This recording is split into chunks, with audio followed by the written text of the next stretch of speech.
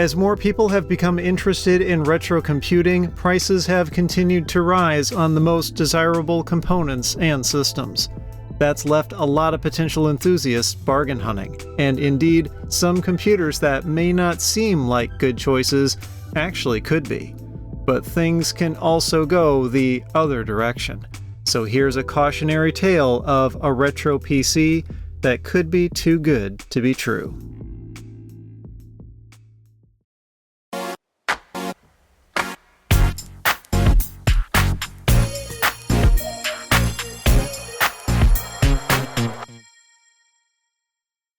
I picked up this Dell Inspiron 8200 laptop as, on paper, it seemed like it could make for a decent retro gaming machine.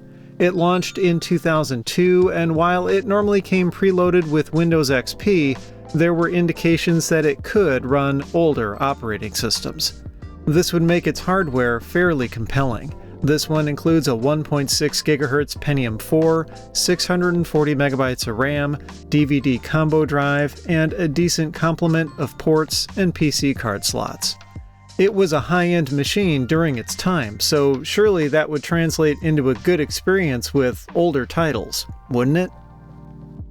I wanted to find out, starting by installing Windows 98. This machine is nice in that the optical drive is separate from the front expansion bays, so you can use CDs and floppies at the same time. Setup went smoothly until it got to the first reboot of the new installation, where things started to go downhill quick. It froze, likely due to a driver problem, and that won't be the first time we run into an issue like that. A quick power cycle and it finished the installation. Not too many drivers were actually missing, just video, networking, and sound.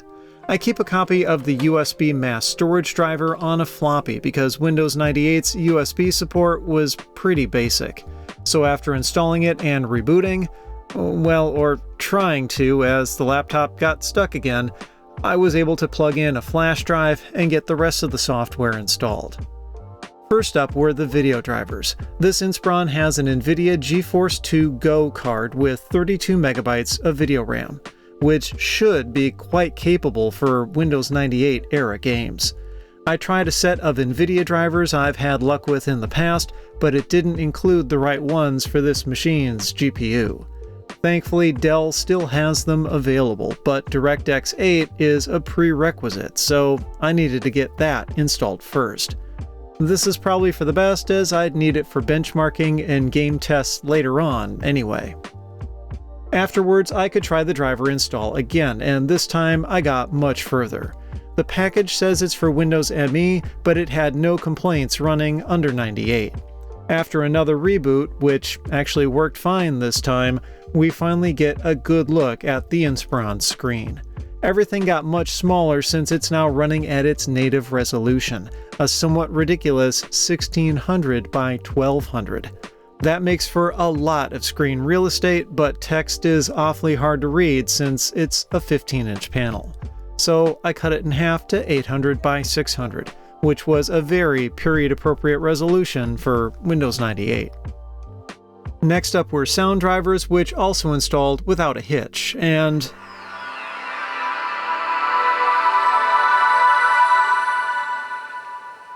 for a laptop, the built-in speakers are actually not bad.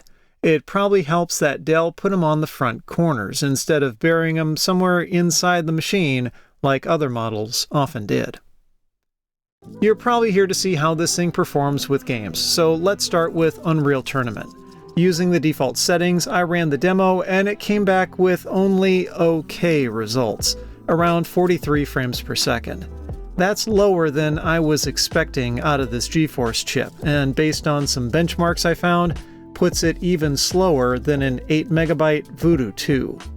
So maybe it just doesn't run Unreal all that well. Let's try another game. My favorite from this era was Quake 3, which can be more forgiving, especially with NVIDIA cards. And with the quality settings cranked all the way up, the GeForce 2 Go did perform better here, pulling 57 frames per second. But I still felt like that wasn't as good as it could have been. Let's get a good all-around benchmark done using 3D Mark 99 Max.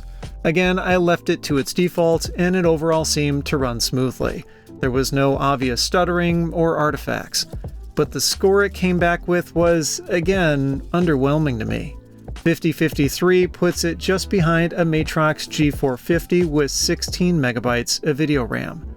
Sure, the GeForce 2 Go is a mobile chipset, but it's a couple of years newer and has twice the memory. So what gives?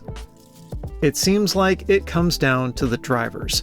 The Inspiron 8200 was released as Windows XP was picking up steam and primarily shipped with that OS. Dell and other computer manufacturers at the time were trying to move away from Windows 98 and ME, and only offered drivers for those operating systems as a courtesy for users who had to stick with them. Since the focus was on XP, these drivers weren't as optimized as they could be, so performance ended up suffering. And here's proof. I installed Windows XP on this laptop and ran 3D Mark 99 again, and the score jumped well over 1,000 points to 6450. That's a sizable improvement, but it got just plain ridiculous with Quake 3, where this video card managed to more than double its frame rate from previous, going from 57 to 128. Going even further, back in Windows 98, I also tried running 3D Mark 2000 out of curiosity, and while benchmark runs would start out okay, there was always one specific test where it would fail and cause the system to freeze. This is a classic indication of a driver problem, and in fact, it's generally the most common cause of instability in older versions of Windows. So how about trying a newer driver? I attempted just that using the last version for Windows 98 from NVIDIA's site, but it didn't support this particular chipset and failed to install. The only ones I could find that worked were the ones I'd gotten from Dell's site. And that's kind of the final nail in the coffin for this model potentially being a good retro gaming laptop. The hardware is more than capable. The Inspiron 8200 received solid reviews in late 2002, and it was a fairly desirable machine at the time. But with lackluster driver support in Windows 98 or ME, it's really best suited to run XP. And if you're going to run that OS, you have far better choices available. 8200s regularly sell for well under $100 US on eBay, and if you didn't know about the driver situation, you could easily think they'd be a great value. But there are plenty of faster, more capable XP-era laptops out there for similar, if not better prices. Though not all of them work well in Windows 98 either. Power users may have better luck getting this machine to perform well. Video driver hacking was actually a somewhat common thing in the early 2000s. There was even a site dedicated to laptop GPUs, so it might be possible to wrangle newer drivers to support the 8200's video card under Windows 98. Another possible path could be to upgrade the machine to the GeForce 4 Go 440, which was a higher-end option the 8200 offered. But it comes with its own challenges in that you definitely have to figure out drivers on your own. Dell never offered them for 98 or ME to begin with. And sadly, those more focused on DOS gaming may be disappointed with the 8200 as well. Powerful graphics may not be as big of a factor, but sound cards are to some people. And with a basic Crystal Audio chipset, your favorite titles may not sound like how you expect, especially if they rely on MIDI.